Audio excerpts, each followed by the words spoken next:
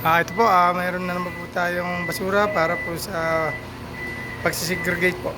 Sir, ano naman po itong makinang ito, sir? Ito po yung tinatawag natin bioreactor. So bali dito po tayo nagdadala ng mga nabubulok at yung mga hayop na namatay. Dito po ginigiling yun sir, dito po tayo. Hop! Ito yung makina sir na dalawa po yan. Ito kita, sa ngayon hindi po siya gumagana sa kadahilan na medyo may sira. Ayan po, pakita niyo sir yung filter natin para makita nila.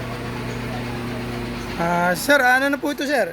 Ito na po ba yung mga nabulok? So bali, nagiling na po siya, kaya po nagkasama-sama na po. Ito na po ang nilalabasan niya sir. Ito. Ayan na po siya, pwede na po natin siyang gamitin. So bali, papatuyin na lang po natin konti para po siya maging maganda. Ito po, ito po yung tuyo na sir. Ito tayo, Sir, ayan na po ba yung kinalabasan ng mga pataba na po ba yan, sir? pwede na to sir, gamitin. Ayun o. Maaari na po siya natin ilagay sa ating mga tanim, halaman, para medyo mamunga ng gusto. Parang buhay lang. Kailangan ang buhay ay weather lang. Sir, matanong ko lang, sir.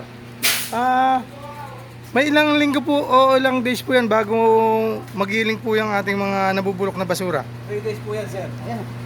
Okay po. Sige po at maraming salamat po. Sa ngayon, habang nagkakaroon po ng gilingan, binubukod po natin yung mga natin hindi nabubulok. Ito po. Tama po mga plastic na... Isama sa ating gawing sapagkat hindi po siya natutunaw. Ano po? Ayan po.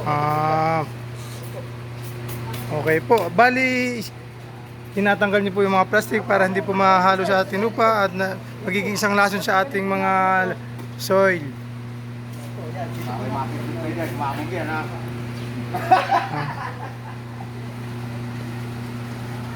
Sige sir at maraming salamat po. Hindi naman tayo sa